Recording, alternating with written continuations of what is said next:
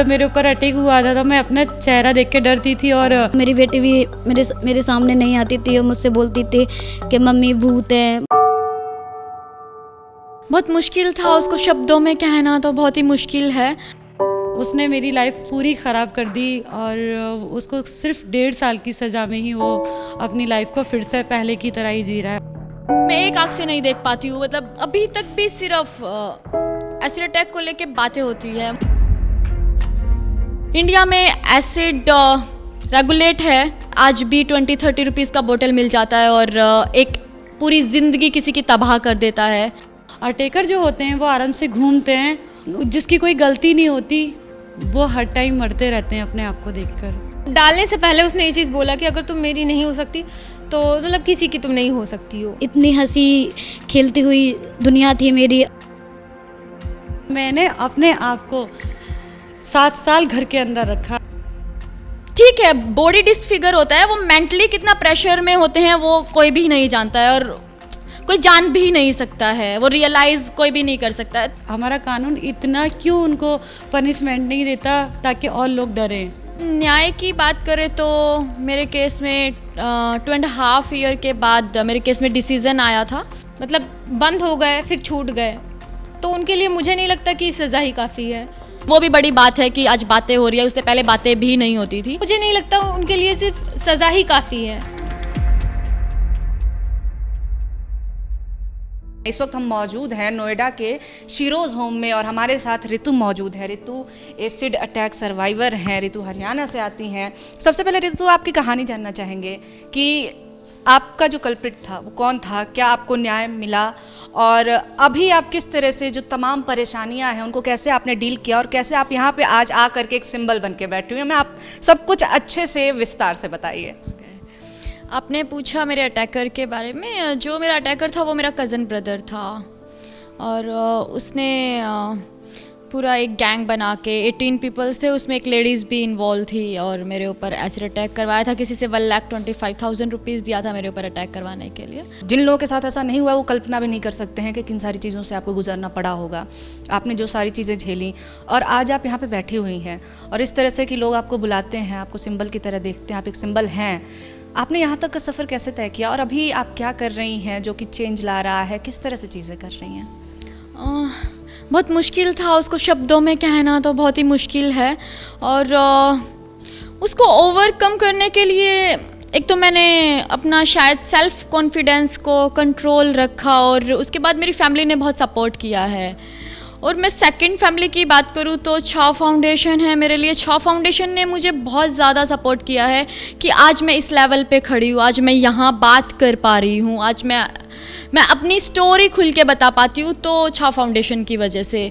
और छाव फाउंडेशन में मैं 2014 से जुड़ी हूँ, 14 में अराउंड 7 इयर्स होने वाला है और ये जर्नी बहुत खूबसूरत है। मतलब पहले मैं फेस कवर करके चलती थी। जब मैं आलोक भाई, आशीष भाई से मिली तो मैंने ये जाना, उससे पहले मुझे लगता था कि मतलब उसने मेरे ऊपर एसिड फेंक दिया है, उसको भी इतना ही दर्द मिलना चाहिए, उसको भी रियलाइज़ होना चाहिए कि पेन क्या है। तो पहले मैं ऐसा सोचती थी। जब मैं कैंपेन में आई और मुझे लगा कि नहीं यार, मतलब ठीक है उसने मेरे साथ किया तो मैं उसके साथ नहीं कर सकती हूँ, मैं उसको वो पेन नहीं दे सकती हूँ, उसको खुद रियलाइज़ होना चाहिए, या अभी भी है या नहीं है मुझे नहीं पता। उसको उम्र कैद की सज़ा हुई थी और उसने वो 5 साल में हाई कोर्ट से फिर से छूट गया। तो मुझे नहीं पता, शायद उसके मन में और ज़्यादा गुस्सा हो या वो कम हो गया है, मुझे नहीं पता। कोर्ट ने उसको सज़ा दिया और वो 5 साल की सज़ा काट के फिर से अभी बाहर है, तो मैं नहीं जानती उसके मन में कितना गुस्सा है। पर फाउंडेशन में आने के बाद चेंज आया। आलोक भाई ने मुझे सिखाया कि आप जब तक अपनी बात खुद से नहीं कहेंगी तो आप कैसे क्या कर पाएंगे। तो मैंने अपनी बात को सामने रखना सीखा। उसके बाद मैंने टेडएक्स में स्पीच दिया, फिर मैंने एशियन फैशन वीक में 15-16 में एज अ शो स्टॉपर मैंने वॉक किया। उसके बाद मैंने मूवी में काम किया और कोई भी मुझे काम दिया जाता है या मैं जिस पे भी घुसती हूँ तो शायद वो सक्सेसफुल होके ही बाहर आता है और मैं अपने पूरे एफर्ट लगाती हूँ, मैं कोशिश करती हूँ कुछ अच्छा हो, बेहतर हो, तो शायद हो जाता है सब लोगों के सपोर्ट की वजह से। वो कौन सी आपकी ख्वाहिशें हैं, इच्छाएं हैं, कौन सी चीज़ें हैं जो आप चाहती हैं कि आपको मिलें, और क्या चीज़ें हैं जो आप बदलाव देखना चाहती हैं, ये सारी चीज़ें और किसी के साथ ना हो, क्योंकि ऐसा नहीं है कि घटनाएं कम हो गई, घटनाएं अभी भी हो रही हैं। 2014 से मैं काम कर रही हूँ और उससे 2 साल पहले से छाव फाउंडेशन काम कर रहा है। 2012-13 से काम कर रहा है और अभी तक भी सिर्फ एसिड अटैक को लेके बातें होती है। जब कहीं पे अटैक होता है तो वो दर्द दिल से दोबारा लगता है कि यार कितना पेनफुल, वो कैसे झेल रही होगी, कैसे सहन कर रही होगी वो लड़की। सिर्फ बातें होने लगी हैं। छाव फाउंडेशन ने सबसे पहले काम करना स्टार्ट किया था एसिड अटैक सर्वाइवर्स के लिए, और उसके बाद सिर्फ बातें ही हो रही है। आंकड़े आज भी इतने ही हैं, वो भी बड़ी बात है कि आज बातें हो रही है, उससे पहले बातें भी नहीं होती थी। तो मैं चाहती हूँ कि सिर्फ बातें ही ये बातें बन के ही ना रह जाएं, चेंज भी आए। और इंडिया में एसिड रेगुलेट है, आईडी प्रूफ पे दिया जाता है, बट आज भी 20-30 रुपीज़ का बोतल मिल जाता है और एक पूरी ज़िंदगी किसी की तबाह कर देता है। और 20 लाख रुपीज़ भी लगाओगे तभी भी वो रिकवर नहीं हो सकता है, और उसकी आइस चली गई तो वो नहीं लौट सकती है। तो मुझे लगता है कि कुछ बदलना नहीं है या कुछ नहीं, सिर्फ मेरे को खुद को बदलना है, मुझे खुद बदलना है, मुझे अपने आप को चेंज करना है, मुझे खुश रहना है। सब लोग खुद ही खुश रहो, कुछ गलत मत करो, कुछ ख़राब मत करो। चेंज करना है, सिर्फ अपने आप को चेंज करो, अपने आप खुश रहो, सारी दुनिया खुश हो जाएगी और सब कुछ चेंज हो जाएगा।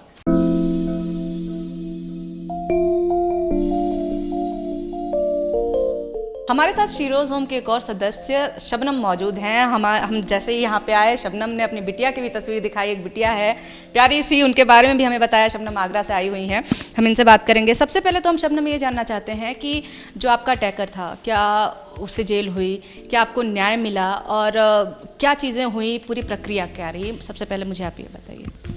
मैं काम करती थी कढ़ाई का, बहुत छोटी थी, तो मैंने उसका रेगुलर काम 3 साल किया। तो कुछ टाइम बाद उसकी सोच मेरी साइड से बदलना स्टार्ट हो गई और उसने मेरे को लाइक करना स्टार्ट कर दिया। और वो ऑलरेडी मैरिड था, तो मतलब वो मुझसे छेड़खानी करता था, लेकिन मैं बता नहीं पाती थी घर में। और मेरे घर वाले एक दफ़ा मेरी मम्मा यहीं दिल्ली आई हुई थी, तो उसने मेरे साथ बदतमीज़ी की और मैंने उसका काम छोड़ दिया। उसने फिर मेरे ऊपर एक महीने बाद अटैक किया। उसके पैरों पे पता नहीं कहाँ छींटे, मुझे आज भी नहीं पता है कि कहाँ छींटी थी उसके। तो वो उस थ्रू अपने आप को सरेंडर कर दिया। और मतलब हमारा यहाँ का कानून इतना अच्छा नहीं है, उसको ज़्यादा अच्छा पनिशमेंट नहीं मिला और 1.5 साल के बाद वो बाहर आ गया। मैंने अपने आप को 7 साल घर के अंदर रखा। मेरे घर में शादी होती थी, ब्याह होता था, कोई मुझे मतलब नहीं रहता था, बस मैं एक कमरे में ही रहती थी। और मैं क्या ही बताऊँ, मेरी शादी भी हो गई थी, तब भी मैं लोगों से फेस नहीं कर पाती थी। एक 10 रुपए की बोतल इंसान की लाइफ ख़राब कर देती है। तो हमारा कानून इतना क्यों उनको पनिशमेंट नहीं देता ताकि और लोग डरें? क्योंकि उनको अगर एक को सज़ा अच्छे से हो जाए तो शायद मेरे जैसे लड़कियां और कोई होकर न बैठें, कोई और लड़की हिम्मत ना तोड़ें, कोई और लड़कियों के चेहरे पे तेज़ाब ना पड़े। खुशबू, अभी मैं देख रही हूँ आपके चेहरे पे हंसी है, आपकी बिटिया आपके साथ में, आप खुश हैं, लेकिन मैं जानना चाहूँगी क्या जो आपके साथ ये हुई हैं चीज़ें, तो क्या न्याय मिला आपको? क्या प्रक्रिया रही कानूनी? आपको क्या जस्टिस मिला है? मेरे ऊपर 2017 में अटैक हुआ था, और मेरे ऊपर अटैक हुआ था, मुझे नहीं पता, मैं सो रही थी जब मेरे ऊपर अटैक हुआ था। तो जब अटैक हुआ था तो मतलब मैंने कभी एसिड के बारे में बस सुना था, लेकिन ये नहीं पता था कि एसिड तो शायद फेस मतलब स्किन को जला सकता है, ऐसे मुझे नहीं पता था। तो जब मेरे ऊपर अटैक हुआ तो मुझे हॉस्पिटल लिया गया, वहाँ पर मेरे ट्रीटमेंट चला। तो मैं घर पे आई तो मैं अपने ननसर गई थी, तो वहाँ पर शीशे कुछ नहीं था। तो मतलब मेरा मन यही करता था कि मुझे एक बार अपना फेस देखना है। तो मैं अपनी मम्मी से और अपनी नानी से बोलती थी कि मुझे अपना फेस देखना है, लेकिन सब लोग मेरी बात को टाल देते, कहते थे कि क्या फेस को देखोगी तुम, क्या करोगी। तो मैं भी सोचती थी चलो कोई बात नहीं, तो बड़े लोग इतना बोल रहे हैं तो मेरा लिए इतना मैन नहीं है। लेकिन तब भी मेरा मन करता था कि मुझे एक बार देखना चाहिए। हाथ को तो मैं देख लेती थी ये क्या हुआ है, तो लेकिन मेरी नानी और मेरी मम्मी मुझसे हमेशा कहती थी छोटी सी चोट है, सही हो जाएगी। तो एक दिन मैंने अपना फेस देखा तो मैं अपने फेस को देख के चिल्लाई और रोने लग गई। तो मुझे अफसोस हुआ कि फैमिली में सब लोग मतलब जितने भी लोग होते हैं फैमिली में, पापा मम्मी बड़े लोग होते हैं, क्या वो हमको एक ही चीज़ सिखाते हैं, अपना फेस सिखाते हैं, पढ़ाई सिखाते हैं, सब कुछ सिखाते हैं, लेकिन ये नहीं सिखाते क्या कहते हैं हम लोग को कि कोई भी लाइफ में कोई भी कितना भी दिक्कत हो जाए तो उसका भी सामना करना चाहिए। तो मैंने अपने फेस को देखा तो मैं रोई और चिल्लाई, तो मुझे एकदम दर्द फील हुआ। मतलब मैंने सोचा कि ये हो क्या गया मेरे चेहरे पे। मैंने मम्मी से बोला कि नहीं, अब तो सब कुछ ख़त्म हो चुका है और मैं भी शायद अपनी लाइफ में ज़िंदगी मैंने खो दी थी अपनी लाइफ में। और मेरी बेटी भी मुझसे, मतलब जब मेरे ऊपर अटैक हुआ था तो मेरी बेटी भी मेरे सामने नहीं आती थी और मुझसे बोलती थी कि मम्मी भूत है। मतलब मेरी बेटी भी मुझसे डरने लग गई। तो मतलब मैं हमेशा अकेला महसूस करती थी और सोचती थी, रोती रहती थी कि क्या मेरे साथ हो रहा है। मतलब इतनी हंसी खेलती हुई दुनिया थी मेरी, ऐसा क्या हो गया और ऐसी कौन सी ज़िंदगी पे मैं आ चुकी थी। फिर उसके बाद मैंने अपनी लाइफ में मैं ऐसी ही चलती गई। फिर मैं सरोज से जुड़ी 2019 से। तो मैंने वहाँ सबको देखा, शबनम अपी को देखा, रितु दीदी को और नीतू दीदी, सबको देखा। तो मुझे अच्छा लगा। मतलब मैंने सोचा कि शायद तो उस दुनिया में जो मैं थी, शायद मुझे लगता था क्योंकि मेरे सामने ऐसा कोई भी नहीं था जो मेरे साथ हुआ। मतलब मैं सोचती शायद मेरे ही साथ ही हुआ है। जब मैं सब लोगों से मिली तो मुझे लगा कि नहीं, मेरे जैसे और भी हैं। तो मैं कैफ़े से जुड़ी तो मैंने अपनी ज़िंदगी में, अपनी लाइफ में एक बहुत अच्छा जीवन अच्छे से करा। और सब लोगों से, मतलब मैं अटैक वाली बात को एकदम भूल गई थी। एक नई ज़िंदगी की शुरुआत करी मैंने। मतलब बहुत खुशी होती थी उस टाइम पे। अभी आप क्या क्या कर रही हैं, क्योंकि अब आप लोग आवाज़ बन चुके हो, पहचान बन चुके हो उन लड़कियों के लिए जिनके साथ इस तरह की हरकतें हुई हैं, जिनके साथ इस तरह का अपराध किया गया है। तो आप अभी क्या कर रही हैं, किस तरह से अपनी आवाज़ लोगों तक पहुंचा रही हैं? क्योंकि आपकी बच्ची भी हैं, उनके लिए भी डर लगता होगा। तो जो फ्यूचर में जो लड़कियां हैं, जो अभी लड़कियां हैं, उनके लिए आप क्या कर रही हैं, क्या संदेश देंगी? यही बोलना चाहती हूँ कि जिसके ऊपर अटैक हो, किसी के भी साथ कोई हादसा हो जाए, तो पहली बात तो अपने आप को कभी कमज़ोर नहीं समझना चाहिए। और दूसरी बात, उस चीज़ से लड़ना चाहिए। मतलब अटैक उसने किया है, हमने कोई क्राइम नहीं किया। क्राइम तो उसने किया है। उसने सोचा कि हमारे ऊपर एसिड डाल देगा तो हम अपने 4 दीवारों के बंद रह के अपने ज़िंदगी ख़त्म हो जाएगी। लेकिन नहीं, ये हमारी 4 दीवारी वाली बंद वाली बात नहीं है। हम तो और दुनिया को मतलब बाहर निकल के आए और दिखाए। तो हमारा काम सबसे बड़ा यही है कि हम दुनिया को दिखाएं कि मैन चेहरा ही नहीं होता, मैन खूबसूरत नहीं होता, सबसे ज़्यादा मैन है हिम्मत। अगर हमारे साथ हिम्मत है तो हमको कोई भी नहीं हरा सकता।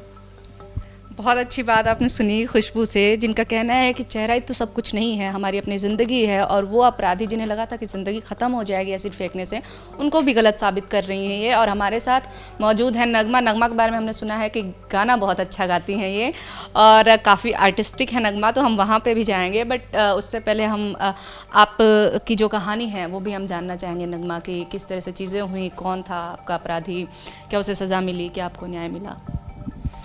जी, मेरा अटैक हुआ था 2014 में। और जिसने अटैक किया था तो मेरे बड़े पापा का लड़का था वो। और हम लोग जॉइंट फैमिली में रहते थे। वो शादी करने के लिए बोल रहा था मुझसे। और काफ़ी सारी चीज़ें ऐसी हुई। वो सामने से उसने पूछा भी कि मतलब तुम क्यों नहीं करना चाह रही हो। तो मैंने सामने से सबके बोल दिया कि मतलब मैं मरना पसंद करूँगी पर तुमसे शादी करना नहीं पसंद करूँगी, क्योंकि उसकी हरकतें बच्चों जैसी थी। और सबसे बड़ी बात थी कि वो मेरा कज़िन था, मैं भाई मानती थी उसको, भाई था भी, वो बड़े पापा का लड़का था। तो वो चीज़ें मुझे सही नहीं लगती थी, तो मैंने इनकार कर दिया। और मेरे फैमिली वाले उन्हें भी समझाया उसको कि हाँ मतलब नहीं हो सकता कुछ भी, जब लड़की नहीं राज़ी है तो फिर नहीं हो सकता कुछ।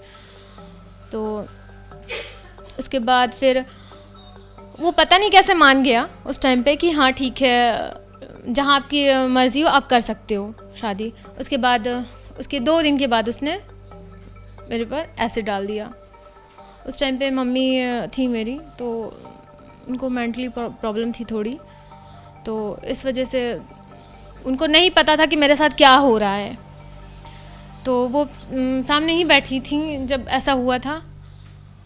और वो जब वो डाल कर गया तो इतना बोल कर गया कि तुमको लगता है कि तुम बहुत खूबसूरत हो और अगर तुम नहीं हो सकती, मतलब डालने से पहले उसने ये चीज़ बोला कि अगर तुम मेरी नहीं हो सकती तो मतलब किसी की तुम नहीं हो सकती हो। तो उसने मतलब डाल के फिर वो जब बाहर भागा है तो उसने मेरे जीजू के पास फ़ोन कर दिया कि मैंने नगमा के ऊपर एसिड डाल दिया है और आप उसको हॉस्पिटल ले जाओ। और मुझे हॉस्पिटल ले जाया गया, वो दिल्ली भाग कर आ गया था। 15 दिन के बाद उसको मतलब पकड़ा गया, यहाँ से बलरामपुर गया तो पकड़ा गया, फिर उसको सज़ा हो गई 10 साल की।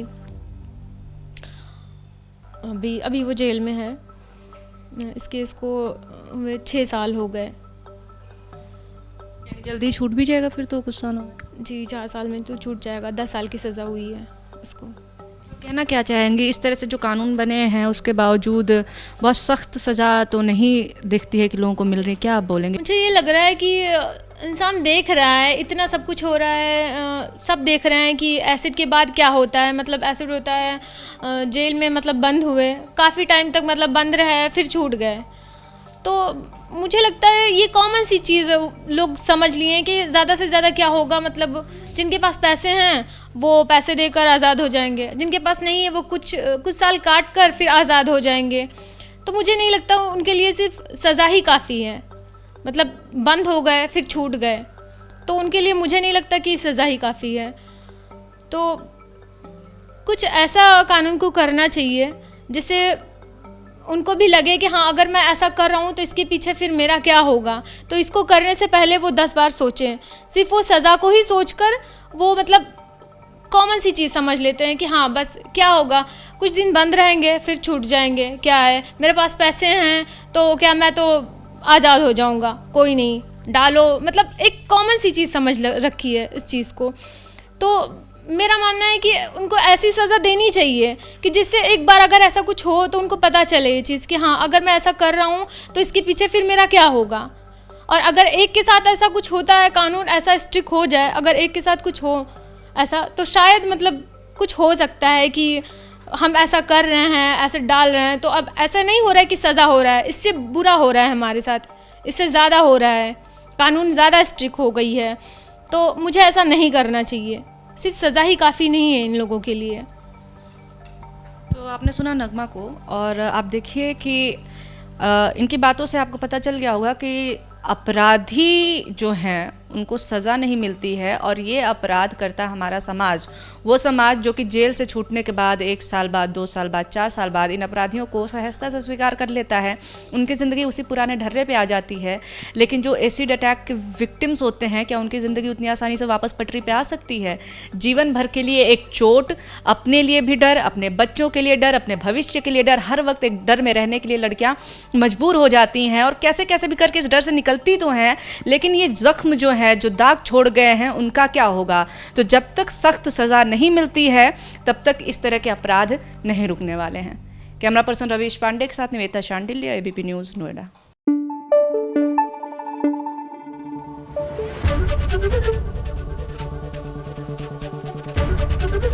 एबीपी न्यूज़ आपको रखे आगे।